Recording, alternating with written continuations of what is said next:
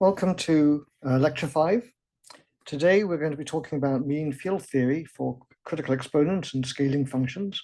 We're going to compare what we get with mean field theory with a very small amount of effort with what we would get with a great deal of effort using a renormalization group or computer simulation. And we'll be talking about scaling law identities that we can derive even within the scope of mean field theory.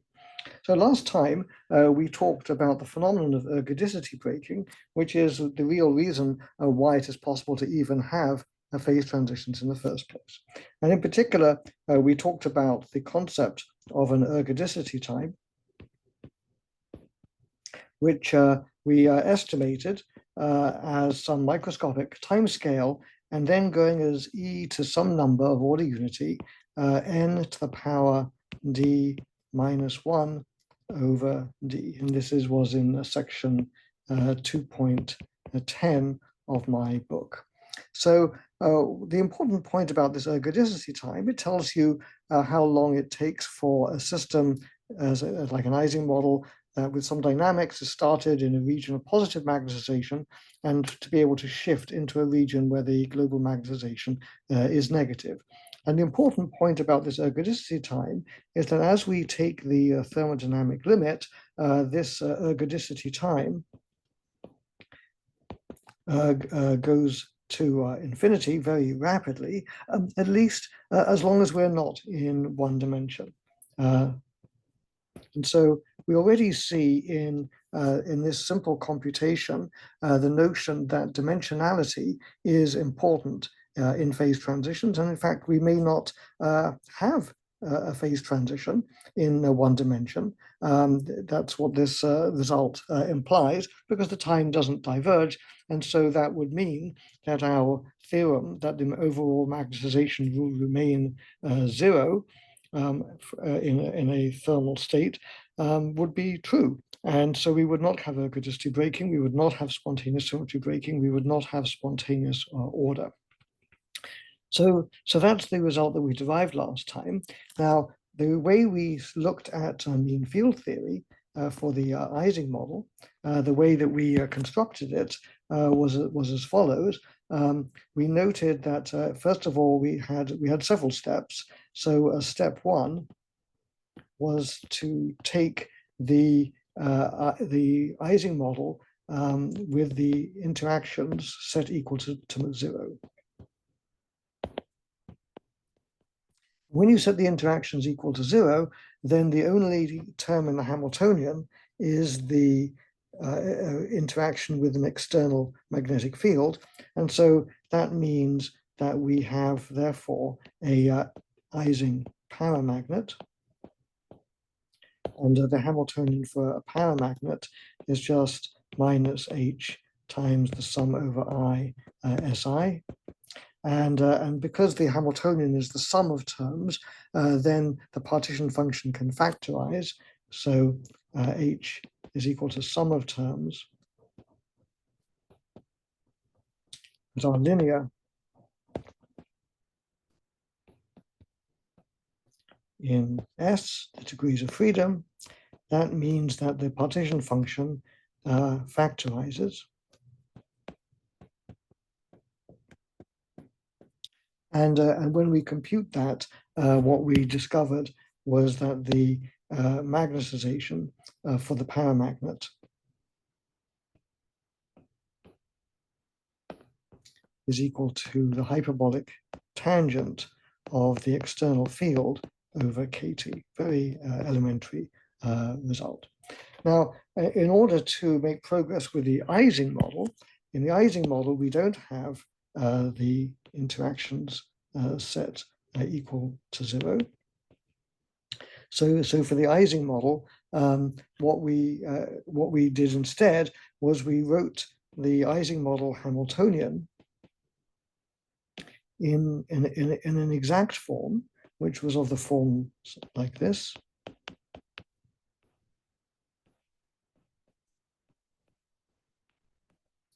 And so this looks like a paramagnet, but the big difference is that the external field is now spatially varying. So the end result of that is that the Hamiltonian can be mapped exactly into this form, and this spatially dependent external magnetic field has the following form.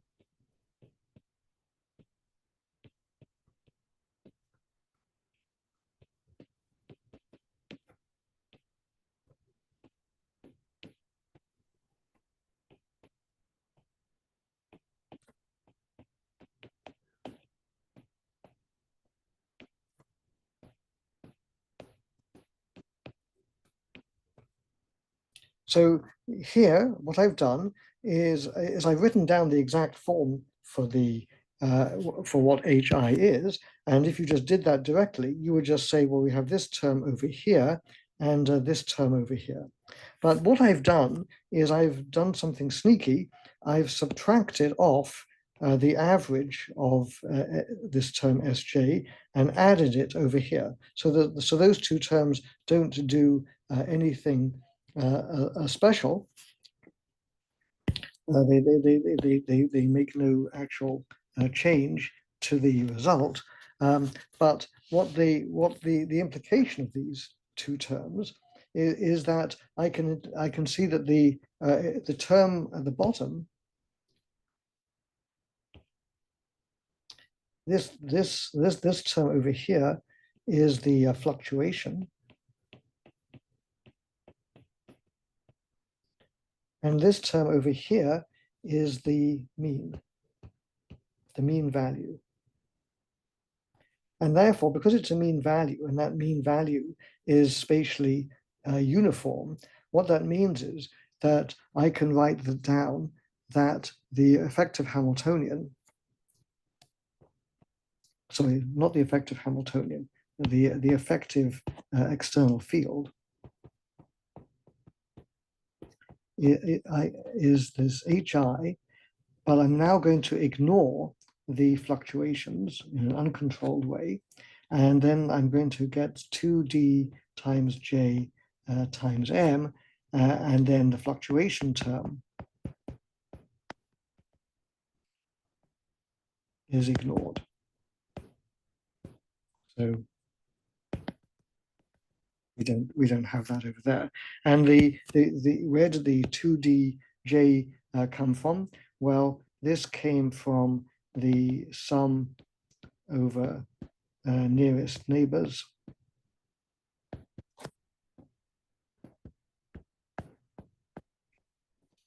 on a d-dimensional hypercubic lattice.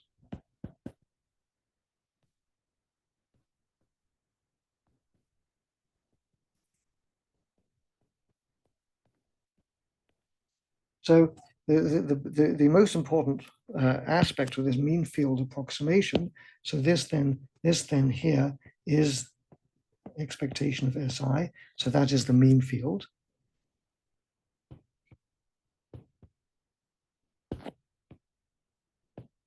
And because that mean field is spatially uniform, what that means is that our effective external field is now spatially uniform. And because it's spatially uniform, that means we can map the calculation of the magnetization and the thermodynamics into an effective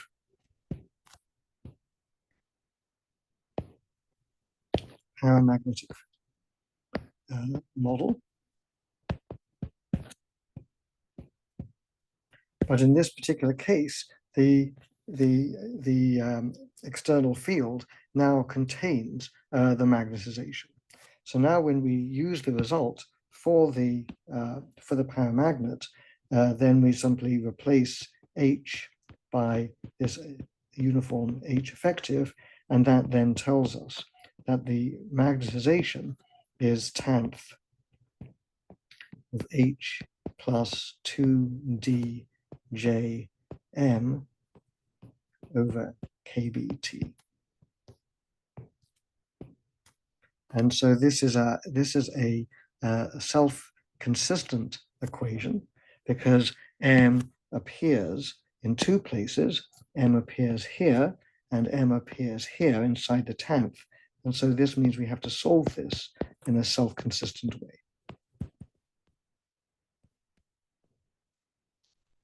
So that's what we mean by self-consistent.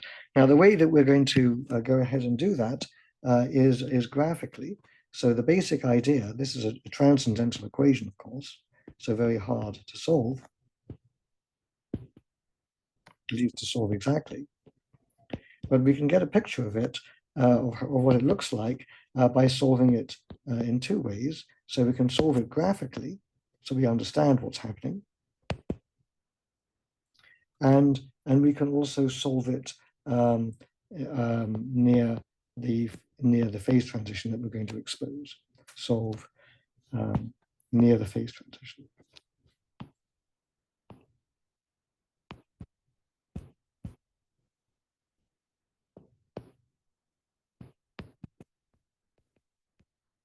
Right. So let's go ahead and see how that works. So over here, I'm going to plot on the y-axis a variable y, and on the horizontal axis m. And what I'm going to do is I'm going to look at the left-hand side of this self-consistent equation and just plot the graph y equals m.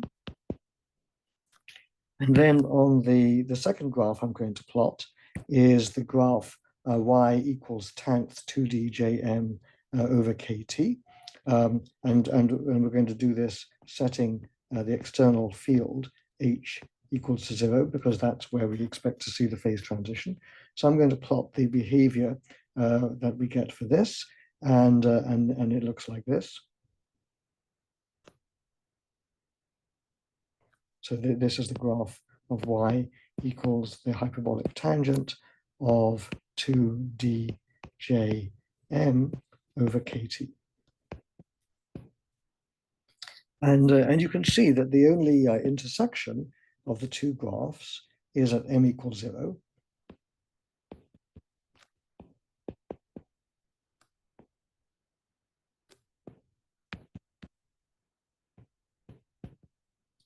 And so you can say, well, that's great, but what would have happened if we had chosen a different value for the temperature? Now, why does the temperature matter? Well, the slope at the origin is controlled by the value of the temperature, and the slope at the origin determines whether this graph of 10th 2djm over kt actually intersects the curve y equals m. So let's redo this graph over here. So here is the graph y equals m, and then let's draw the what would happen if we had drawn we had a higher slope at the origin. So we would have had a curve that looks like this. So this now is y is 10th 2djm over kbt. But now I've chosen the slope at the origin to be larger than 1. And so now we can see that there is an intersection at the origin as there was before, but now there are two other intersections over here, and I'm going to call those values m sub s, and this one over here on the negative side minus m sub s. So what did we change in these two figures?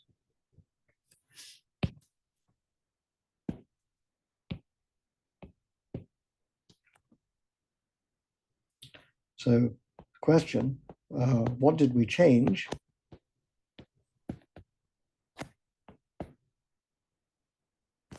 when we drew these graphs?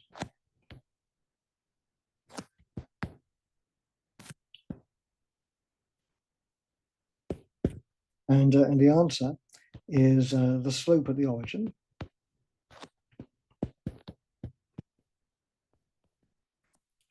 of the 10th 2djm over kbt that's near the origin. We can expand the 10th.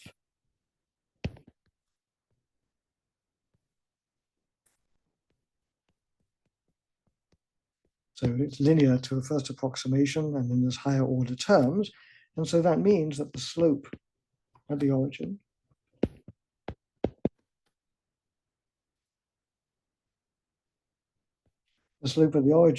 is then y equals 2dj over kbt times m. And so what we can see is that when the slope at the origin is greater than 1, this is the slope over here,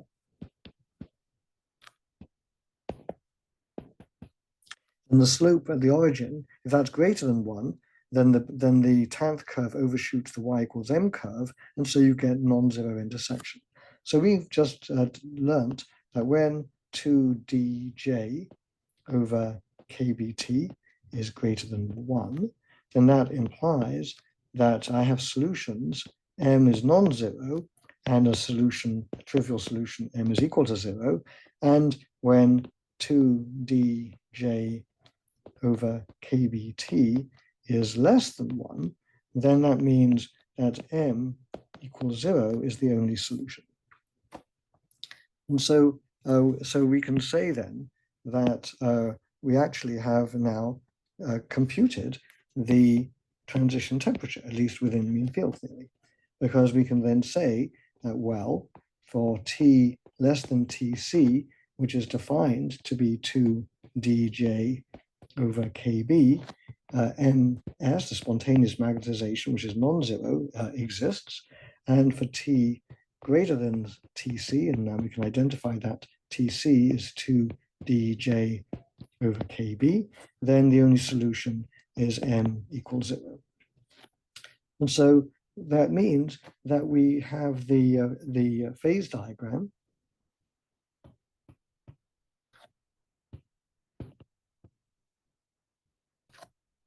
from this mean field transition temperature.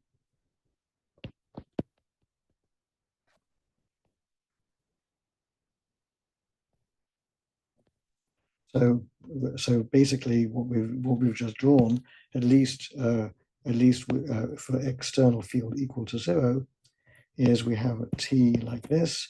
Here is 0, and what we've identified is this Tc, which is 2dj over kb, and what we've predicted here is that m is equal to 0 here, and m is non-zero, or can be non-zero, below this transition temperature. So that's the first thing that we've done. It's a very important step, and you might ask the question, well, this class is always about universality. We've talked about that before. So, is this transition temperature universal? Well, of course it is not.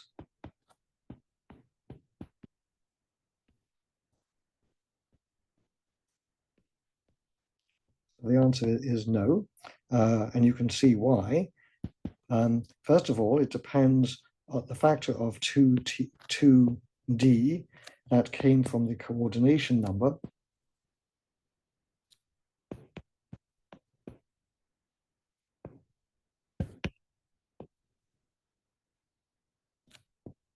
of the lattice, and assumed that there were a nearest neighbor interactions.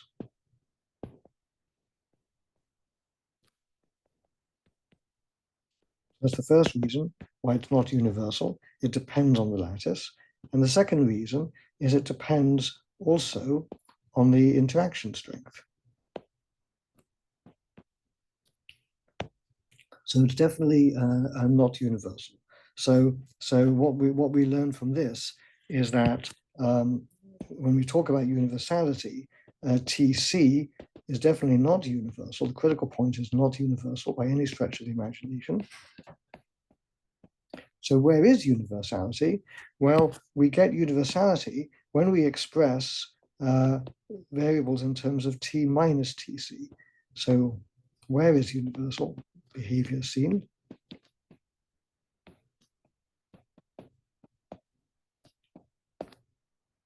And the answer is when we express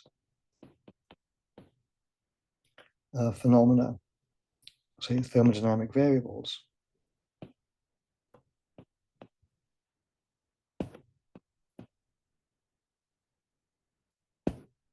in terms of the reduced temperature,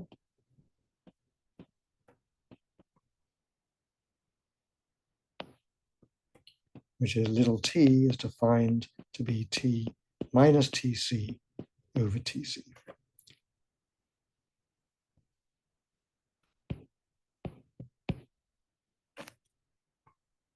So let's now delve deeper into this, and let's ask, how does M vary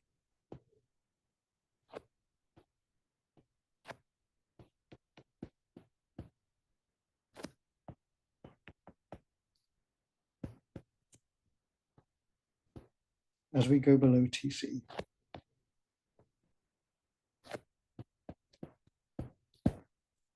So we can see this by just a little cartoon. So let me draw a cartoon. So let's suppose, for example, then the slope is equal to 1.1, let's suppose. So then if I were to draw my graphical solution of my equations, so there's the curve y equals m, and then I can draw the curve y equals the 10th, but now we're just slightly above slightly below the transition temperature. And so what we're going to get is something that looks like that.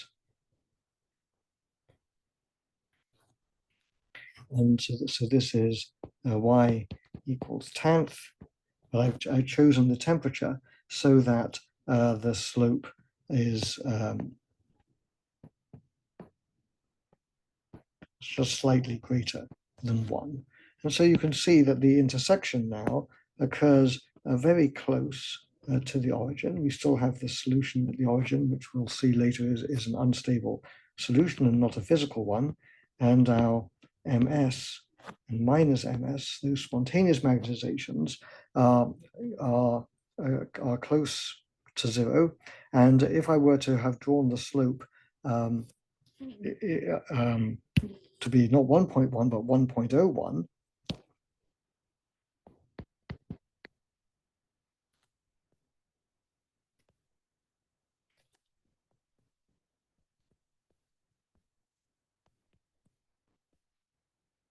then ms of t would be even closer to the origin. So what this shows us then is that we actually have a continuous phase transition.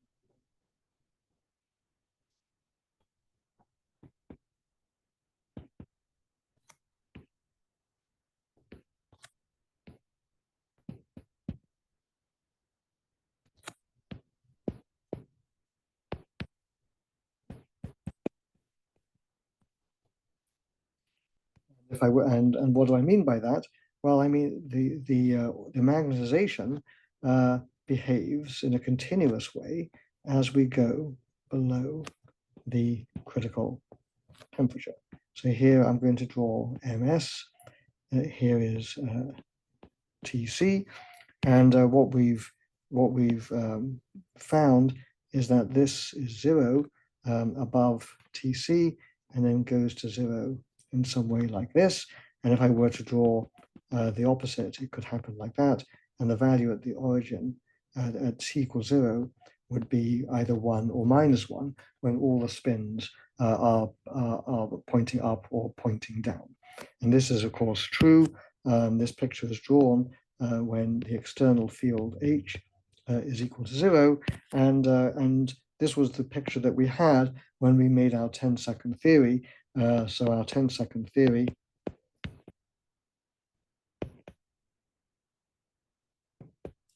turned this on its side, and from that we deduced that ms scales like Tc minus T over Tc to the 1/2 power. And that was how we started in this course. Okay, so our 10-second theory was a very ingenious thing. It just turned this on its side and just said, well, if this function is analytic and symmetric, it must look like a parabola close to Tc, and therefore we get the square root behavior. So what I'd like to do next is I'd like to show you a more systematic way to establish this. So next, a more systematic calculation, and that we will do to supplement the results that we got in the homework and in the class where we derived the thermodynamics just using the analyticity and symmetry. So a more systematic calculation than just invoking analyticity and symmetry. There's nothing wrong with those invoking arguments, but sometimes you want to know, well, how could I have calculated this if we weren't ingenious enough to use those ideas? So here's how we're going to do the calculation. What we're going to do is I'm going to define a variable which I'll call tau, and that variable is Tc over T. And then if I write down what my reduced temperature is, so that's T minus Tc over Tc, and that is then 1 over tau minus 1. So then the idea is I can write down the equation of state. We calculated that using our self-consistent argument. So that equation of state was m is equal to a tenth of h plus 2djm over kt. And I can write that as tenth of h over kbt plus m times tau. So what we want, what is our goal? Our goal is to calculate h as a function of m, not m as a function of h. So let's see how we can go ahead and do that.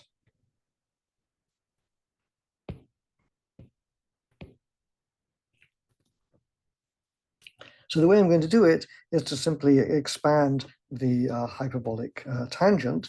So we're going to write then that m is equal to tenth of h over kbt plus tenth of m times little tau divided by 1 plus tenth h over kt times tenth of m tau. So that's an exact formula, and then we can make h the subject of that equation. And so what we get then is h is equal to m minus tenth of m tau divided by 1 minus m tenth of m tau. So that's nice, and this is exact within mean field theory. Okay, so now what we want to ask is, well, we're not interested in the full behavior. What we'd like to ask is what's happening in the critical regime. So that means that we should ask the question, what is the equation of state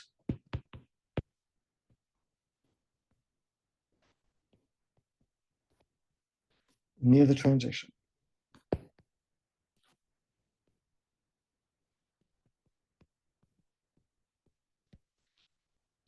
So what does near the transition mean? Well, that means that h is equal to 0.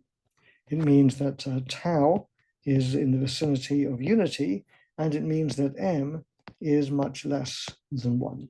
So what we're going to do is, the basic idea then is we're going to expand our hyperbolic tangents. And we've got a whole bunch of them there. We've got well, 2 of them. So we're going to expand the hyperbolic tangents, and what we're going to do is expand to a consistent order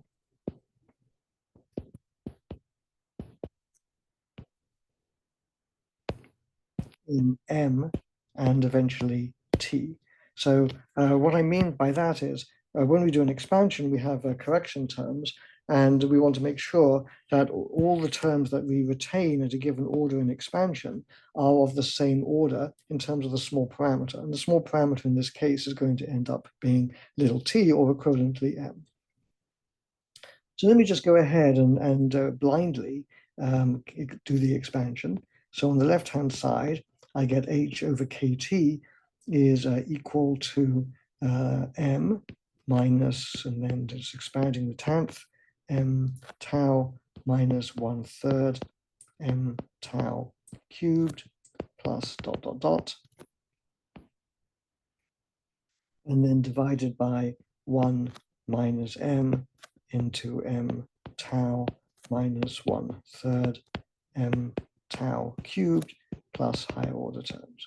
So that's the expansion, and what we want to do, of course, is look at h is equal to 0.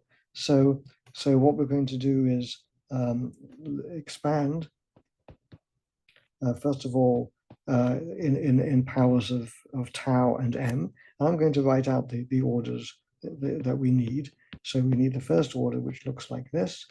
And then for the m cubed term, we are going to need tau minus tau squared plus 1/3 tau cubed plus higher order terms. And I've done that by expanding both the expansions in the numerator and the denominator, then using Taylor's theorem, and then grouped all the terms. And so you can, if you feel so motivated, please go and check that you understand the simple algebra involved here. So once we have that, then we can set h equal to 0, and then when we set h equal to 0, well, clearly m is equal to 0 is a solution, but there's also an additional solution. Then we get that ms is plus or minus 3 tc minus t over tc to the 1/2 power.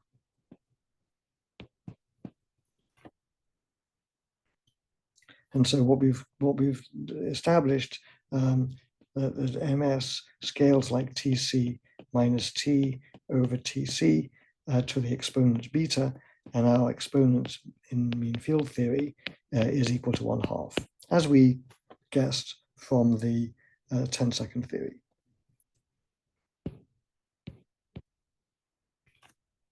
So now let's do something a little bit more interesting that we haven't yet done with a simple theory. Let's compute the isothermal susceptibility.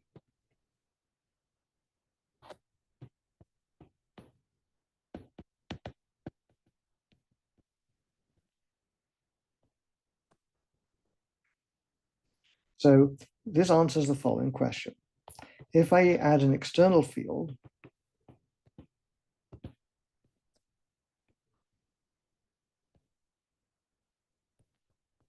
switch on an external field H, how does M, the spontaneous magnetization, change? So that's the question that we want to answer. And so the way we're going to answer it is by defining and computing the isothermal susceptibility. So it's chi sub T, to say that we're doing this, adding the external field at a constant temperature, and that we are going to define to be dm by dh at constant T. So this is basically telling us that we're looking at the response of an emergent state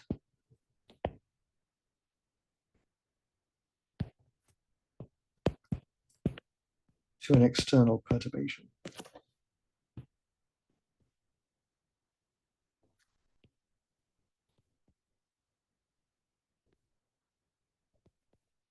And in a couple of lectures' time, we're going to see that actually this response function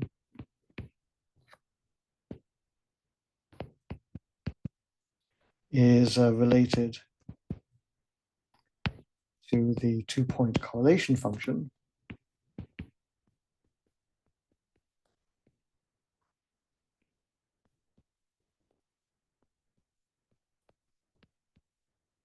which is a measure of spatial heterogeneity.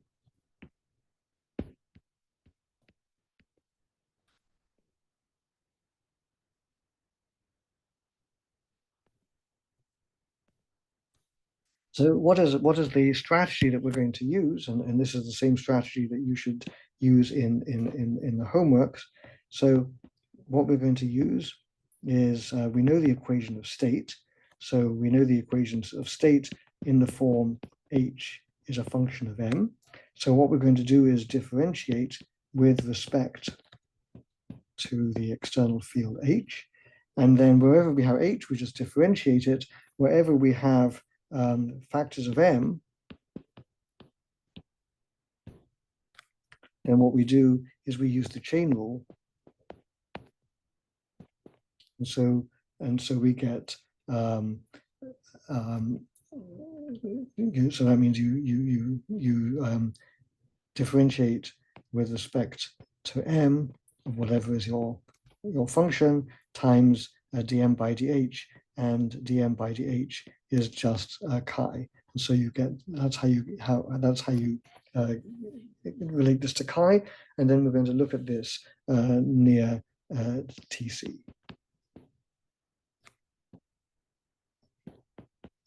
So that's the method. So now let's just go ahead and write down what you get if you do that. So you start off with your equation of state. H is kt, and I'm just really writing down what we had before.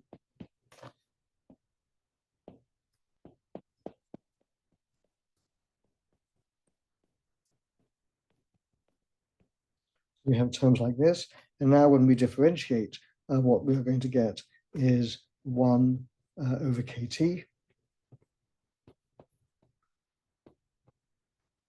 is equal to chi t times 1 minus tau plus 3m squared times chi t times tau minus tau squared plus tau cubed over 3 ... And so now what happens, well, first of all, we can see what the behavior is going to be, because when t is greater than tc,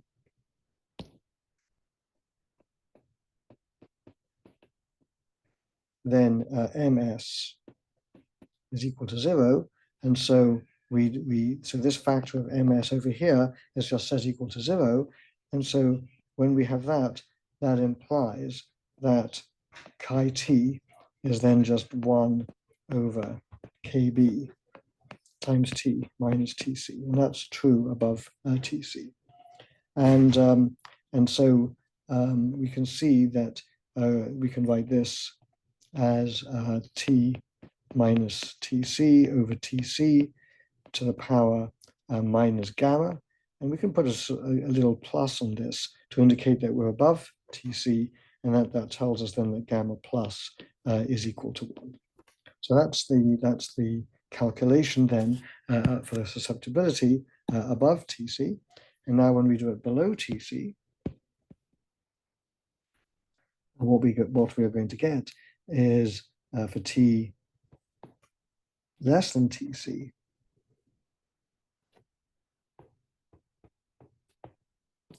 then the spontaneous magnetization is non-zero. And in fact, how does it behave? Well, we know in fact that ms goes like tc minus t over tc to the 1/2. We've already computed that, And so now when you set h equals 0 and solve the equation for chi, so you go back to the you go back to this equation here on the left panel, the start equation. You look at the equation of state with m going like that. Then what you quickly will see is that we get that chi t goes as tc minus t over tc to the power minus gamma minus. And what we see is that gamma minus is equal to 1. And so overall, we see that gamma plus, the exponent on the above TC, the exponent on below TC are both the same and equal to unity. So what we've learned from this is that we can conclude that the susceptibility diverges at TC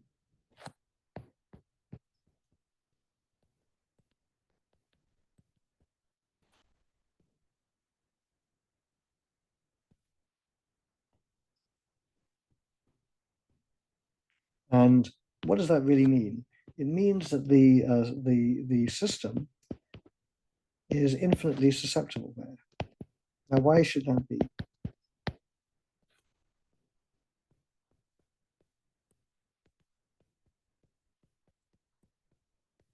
So why should this be? Well, the interpretation is quite straightforward. We know that above TC, the system has no tendency to magnetization, but below TC, the system will spontaneously order and have a spontaneous magnetization. And so what that means is the force necessary, as it were, the field necessary to coerce the system into having a net magnetization gets infinitely smaller as you get closer and closer to TC, because once you go below TC, the system will order all on its own. It doesn't even need any external field to push it. So the interpretation is that below TC, the system spontaneously orders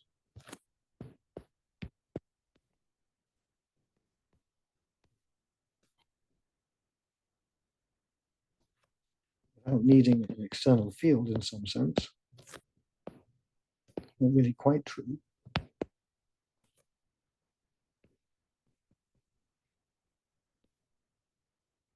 I'm going to put that in quotes. It's not really true, but at least in our picture so far, you can think of it that way.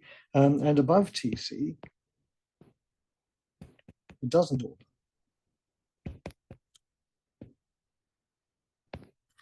But the external field needed to push the system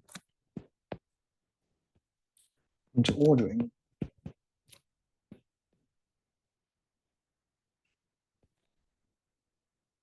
gets smaller the closer you get to TC.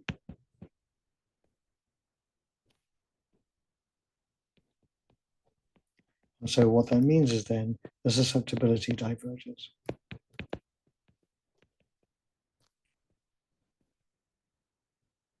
And that argument applies both above TC and below TC. Above TC, you have to coerce it to order by applying an external field. When you're below TC, as you're approaching TC, the spontaneous magnetization is going to 0. And so you need a small but non-zero external field to coerce it to order. And so when you take the ratio of the magnetization as over H, then the susceptibility is going to diverge. So that's what the interpretation of why it is natural that it should diverge. But the other thing that we can see is that the exponent gamma is universal. And by that, I mean it doesn't depend on the lattice or the interaction strength J. So we can go on and calculate other thermodynamic variables, but what we're going to do next, though, is we're going to ask how good is this calculation?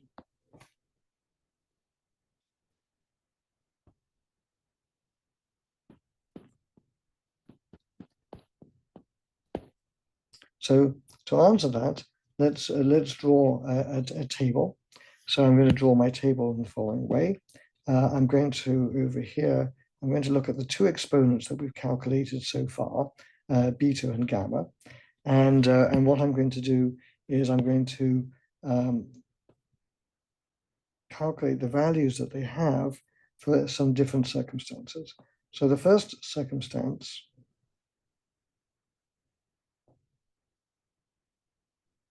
that we're going to look at is what happens in 2 dimensions. Then we're going to look at what happens in 3 dimensions. Then we're going to look at what happens in 4 dimensions. Then we're going to look at what happens in 5 dimensions. And then lastly, we're going to look at what does our mean field theory predict. So that's the exercise. So let's fill in the answers here. So we've just calculated that beta is equal to 1/2 and gamma is equal to 1. So that's mean field theory.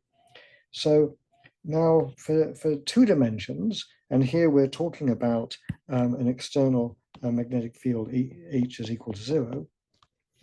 So in 2 dimensions, when H is equal to 0, you can solve the 2D Ising model, even though it is interacting, but it needs a tour de force, and that tour de force was provided by Lars Onsager in 1944. It's one of the highlights of theoretical and mathematical physics, I would say, both in this case, and it launched the whole field of integrable systems and exact solutions to statistical mechanics and conformal field theory. It's related to string theory, all sorts of things like this that you've heard about. So an enormously important piece of work.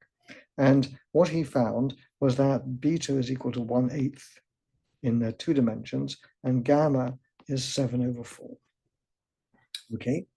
Now, how about 3D, the 3D Ising model? As you probably know, that is unsolved. We do not know how to solve that exactly, because all the sorts of conservation laws and special properties of 2 dimensions don't work in 3 dimensions. So you can solve it by renormalization group or Monte Carlo simulation, whatever, other techniques that have been developed. So the answer is it's basically about 0.32 something or other, and gamma is about 1.24, and then some continuing things. If we were to do the computation in 5 dimensions, and you might say, well, why would you do this? And the physicist would say, well, why not? But you'll see why, because when we do it in 5 dimensions, what we get is the result is 1/2, and the result is 1. In fact, the same as what we got in mean field theory. And if we had done it in 4 dimensions, we wouldn't have got a pure power law.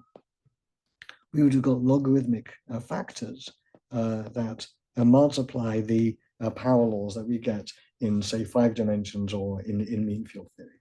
And why that's so, we will see later on. So to summarize then, what we have here is that in 4 dimensions, there's something special about 4 dimensions. It's not a pure power law.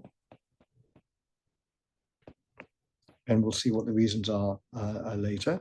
This result here is from the normalization group or numerics, various other techniques, and this is Onsager's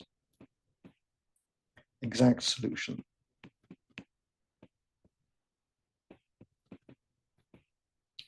of the 2D Ising in H is equal to 0. We still don't even know how to solve it when H is non-zero, but that's the result.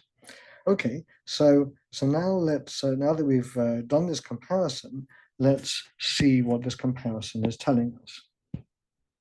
And it's got some interesting messages. So the first thing it's telling us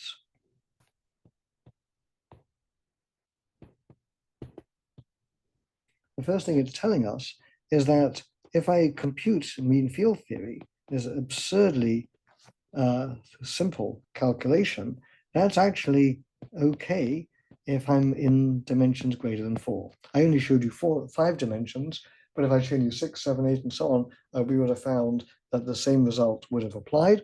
And so we'll understand the reasons for that later. So mean field theory seems to be okay above d greater than 4. We found that the case d equals 4 is slightly weird because we get logarithmic corrections.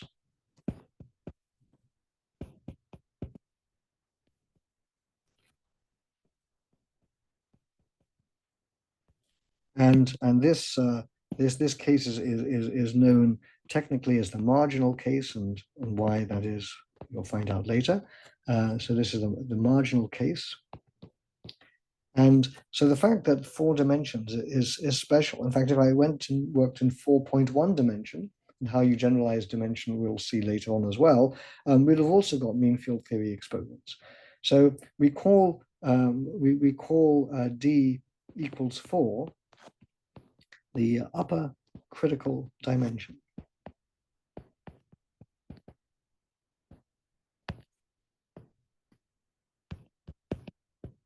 What that means is above d equals 4, mean field theory works. So that's why it's called the upper critical dimension. Okay, so that's fine. Now in d equals 2 and 3, mean field theory is definitely not okay in terms of the exponent values.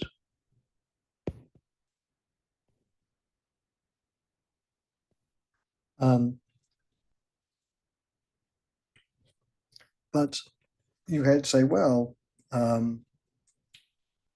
you know, the results are small differences, but so this you could say is something bad. On the other hand, but mean field theory did predict how law behavior.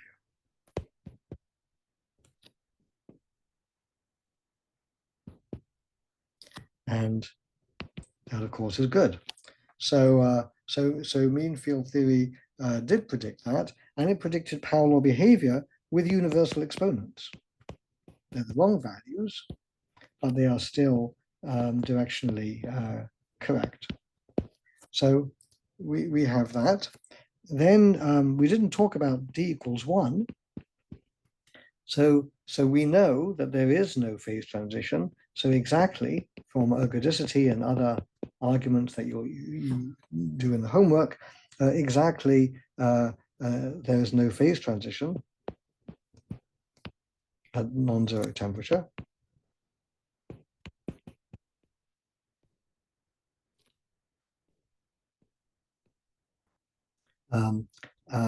But mean field theory predicts there is a transition. So mean field theory predicts a transition.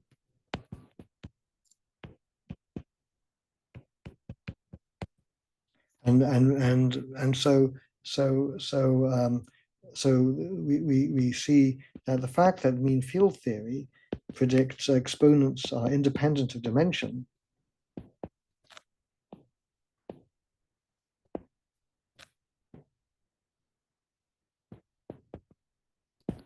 is actually definitely not true.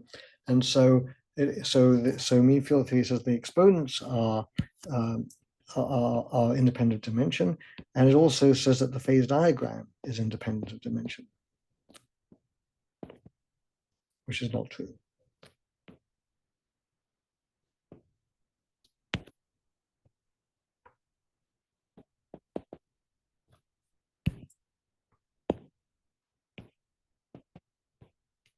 So that's also not great. On the other hand, it predicted some things that were good. Now, where was it most wrong? Well, if you look at our table, we can see that mean field theory is more wrong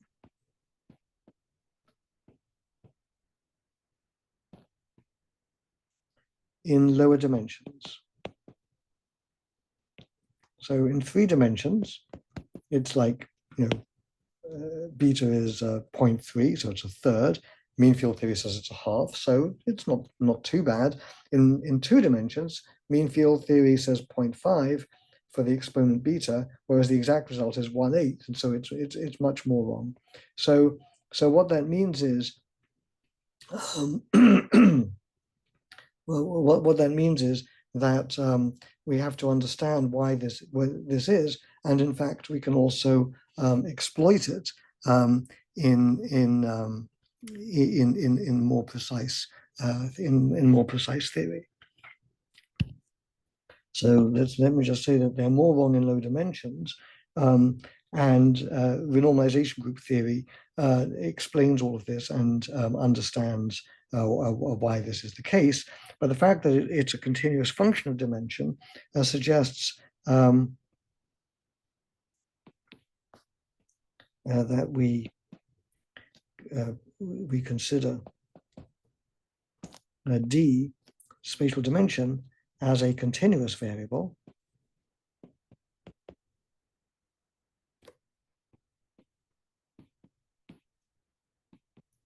and an expansion parameter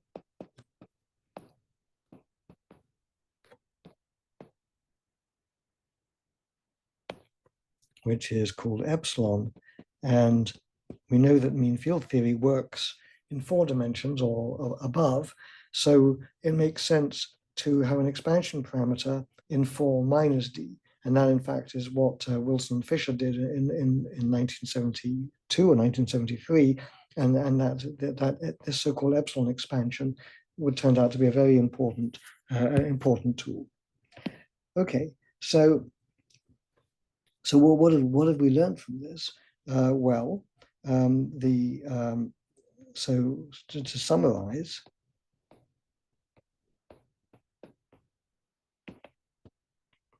I would say that first of all, we learned that our 10 seconds theory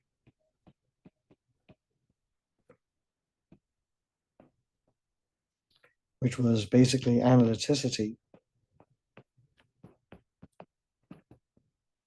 and symmetry, seems to be equivalent to mean field theory. And later we'll see exactly why that is. We'll see that mean field theory is basically doing a very naive dimensional analysis on the field theory that corresponds to this phase transition. So that's the first point.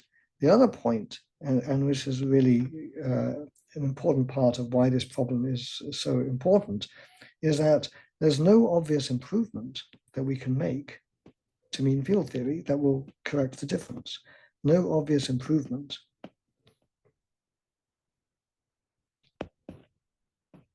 to mean field theory that resolves the discrepancy. So we'll see that in a principled way when we apply dimensional analysis to field theory. And we'll see that, in fact, this statement is indeed true, that even if you say, try to improve the way you compute the average, which still doesn't make any difference to the scaling exponents and so on. And so the rather shocking conclusion is that this discrepancy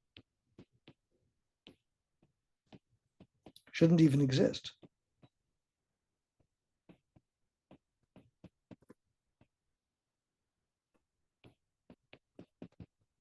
It's because dimensional analysis and symmetry and analyticity all are very general things. It's hard to see what we've left out. So this discrepancy shouldn't even exist, and that's the reason why when the renormalization group solved this problem, we'll find that the solution is very surprising. RG solution to this paradox is very surprising.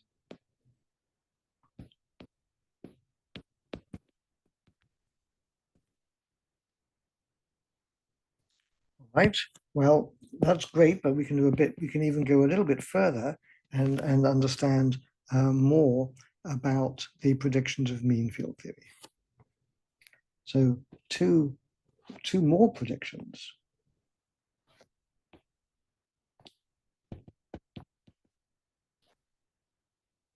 Mean field theory. So let's see what they are. So the first one is what I'm going to call scaling laws. And these scaling laws are algebraic relations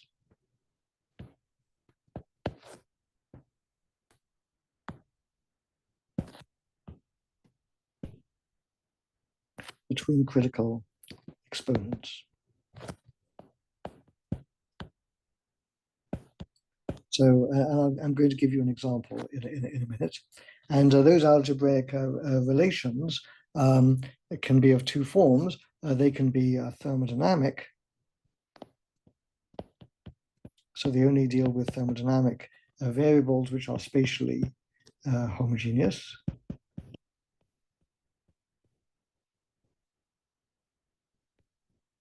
Spatial homogeneity. And then there's other exponents that involve correlation. And we'll see that there are algebraic relations between exponents characterizing correlation functions and exponents characterizing thermodynamics. So let me give you an example, just so to be very concrete.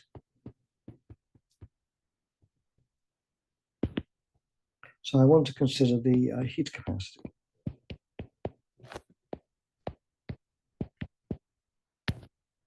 So the heat capacity, that is a thermodynamic variable, and it turns out that scales as T minus Tc to the power minus alpha.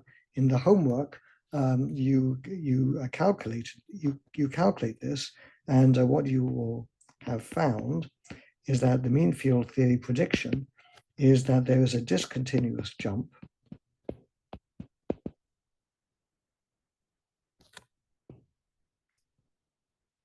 as you go through Tc.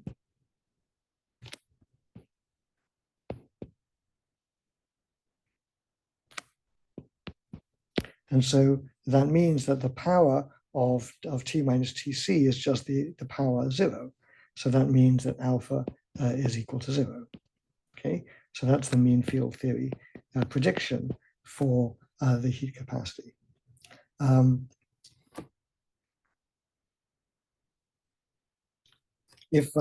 If you were to calculate this, by the way, I don't remember the exact result, but certainly if I did lowest order spatial variations included in the calculation, lowest order spatial variations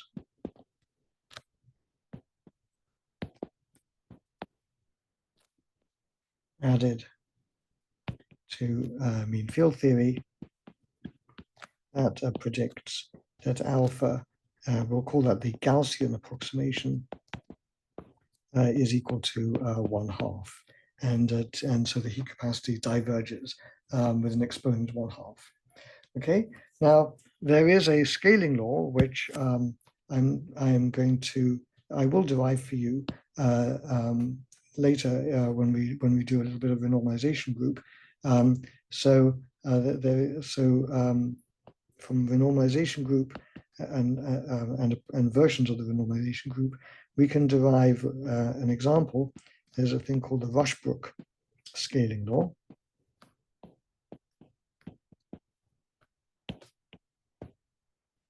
And the Rushbrook scaling law says that alpha plus 2 beta plus gamma is equal to 2. And this is, in fact, if you did this using just the definitions of statistical mechanics, you would be able to prove that alpha plus 2 beta plus gamma is greater than or equal to 2. You can prove that rigorously. And it turns out that at the critical point, that inequality is satisfied exactly. So how that's derived, we will see later. But let's check that. So in mean field theory exponents, so alpha is equal to 0, beta is equal to 1/2, gamma is equal to 1. And so when we compute alpha plus 2 beta plus gamma, we get 2. So mean field theory gives the correct result for that. Now you might say, well, that's a bit surprising because we already know that the critical exponents from mean field theory are not correct, and that's true. But it does predict the scaling law precisely. So this scaling law can be satisfied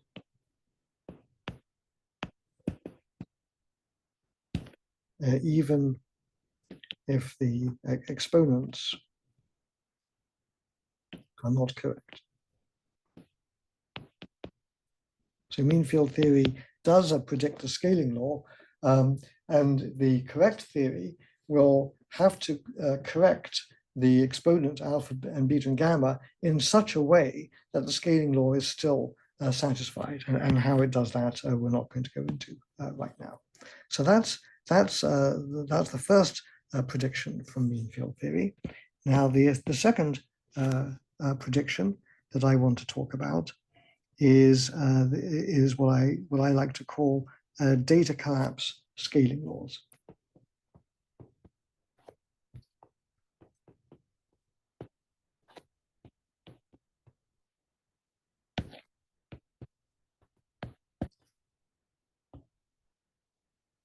So data collapse scaling laws, the idea is that we look, as usual, near the critical point.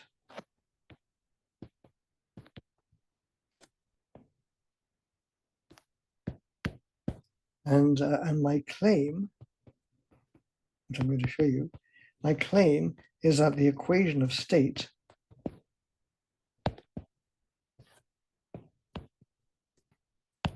is universal near the critical point. So how am I going to show that? So what I'm going to do to justify this, I'm going to go back and now compute everything in terms of my reduced temperature, T minus Tc over Tc, which is just 1 over this variable we've been using so far, tau, 1 over tau minus 1. So if I were to work out then what the equation of state looks like, it looks like this. It's h over kbt, or I can even replace t to first order by tc, so don't really worry about it. I'm going to call capital H over kt or ktc, I'm going to call it little h, just to avoid having to write all these factors of ktc. And then this then is equal to m. Now just substituting into the expansion that I had before.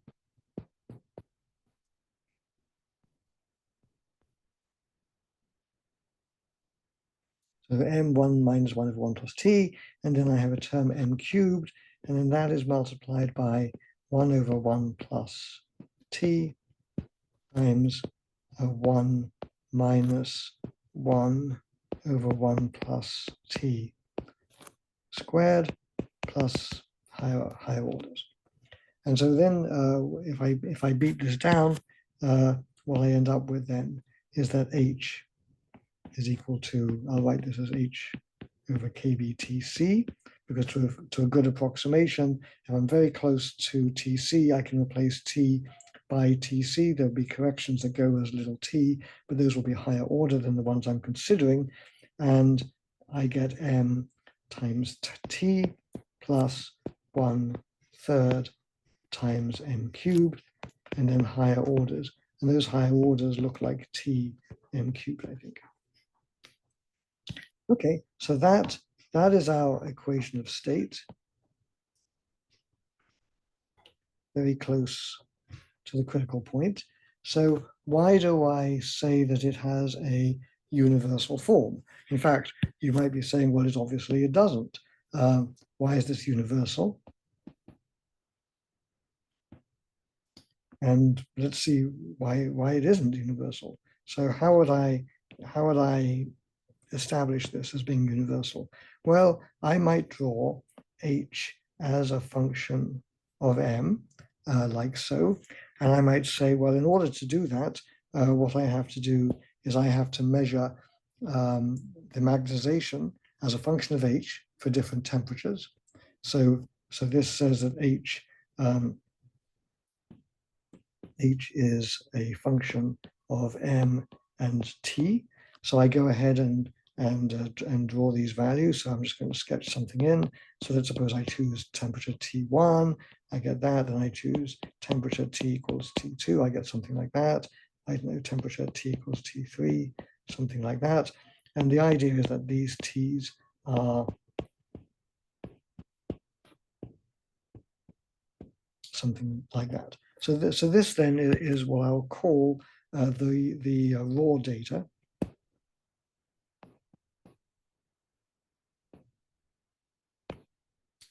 By raw data, what I mean is that this is a function of two variables.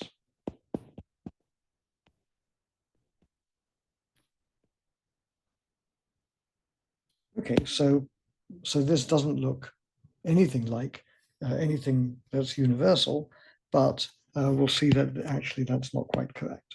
So why do I think it's universal? Well, let's go back to our equation state and let's make a clever observation.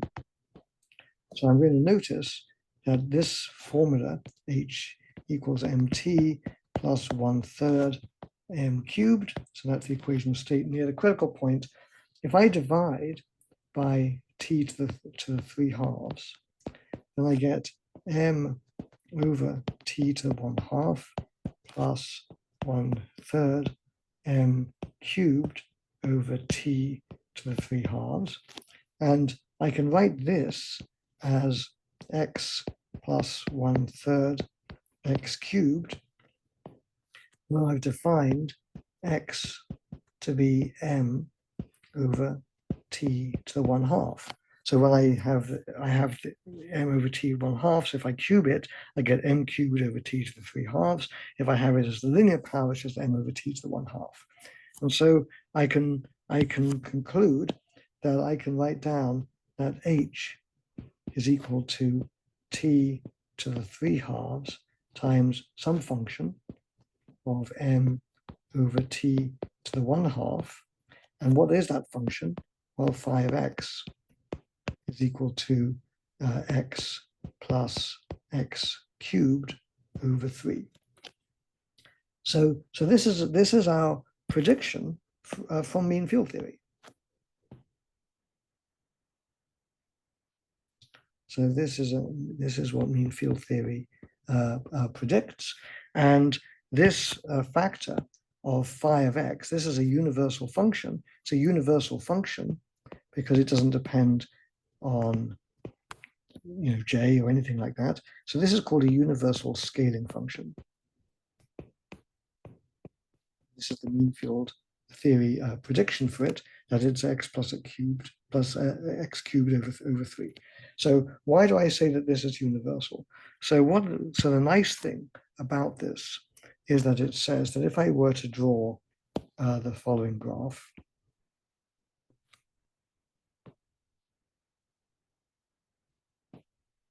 so I plot m over t to the 1/2, and over here I plot h over t to the 3/2. So remember, just be careful what I'm actually doing here. So my raw data is h and m at different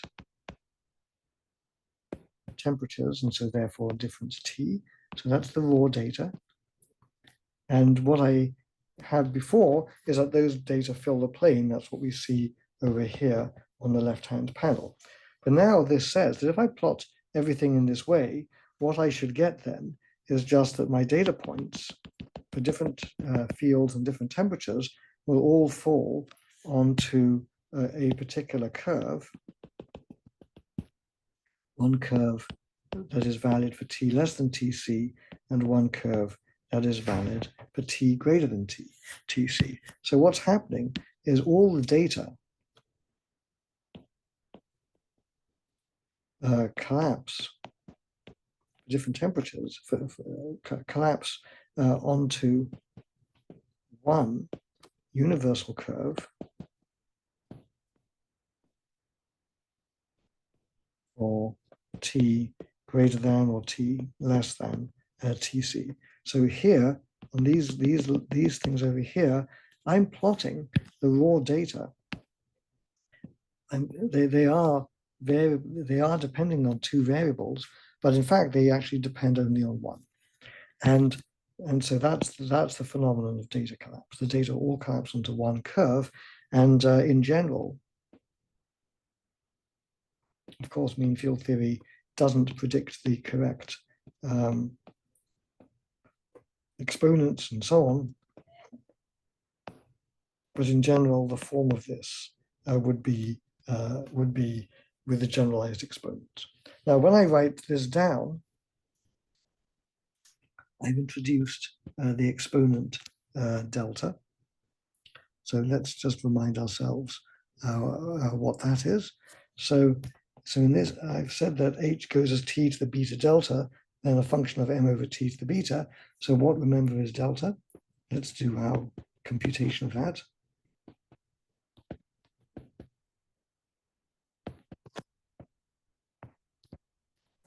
So the answer is, I look at my equation of state, which is just h is mt plus 1/3 m cubed near the critical point. And if I now sit at the critical point,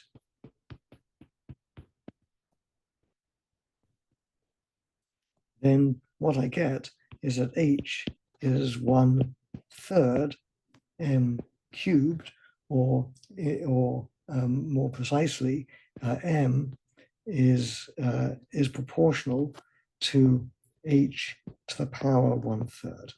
Okay, that's our mean field theory prediction.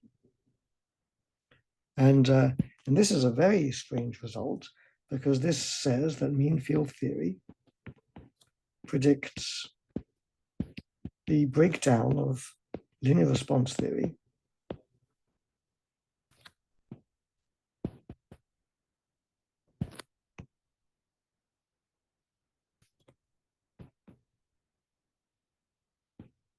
when I'm exactly at Tc. And in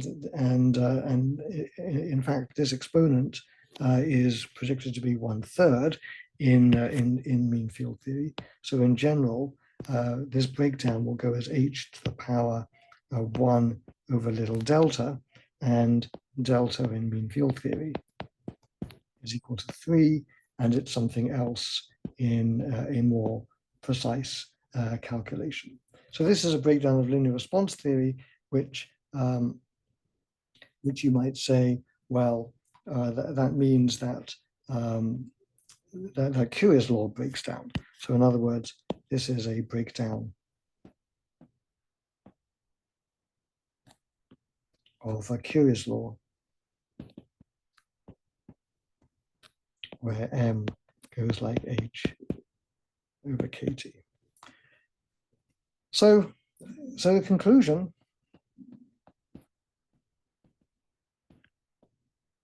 I think mean field theory is actually pretty good.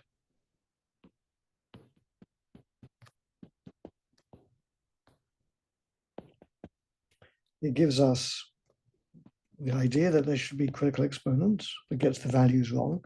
It gives us the idea that there should be universality, gets the exponents wrong. It gives us universal scaling functions, but gets those functions wrong.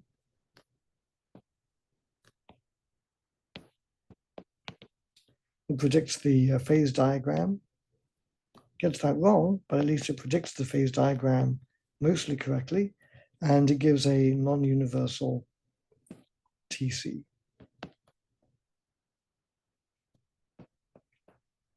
And so all of those things are great, and the bad side is that these things here are wrong, and the and this it misses the dimension dependence.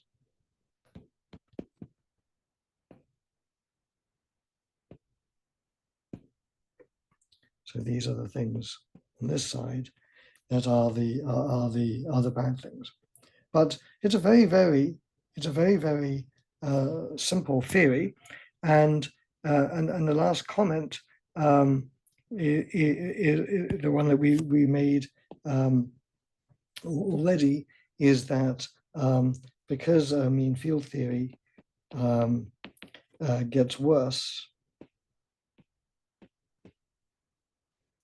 as d goes below 4. That means that we can build our own small parameter.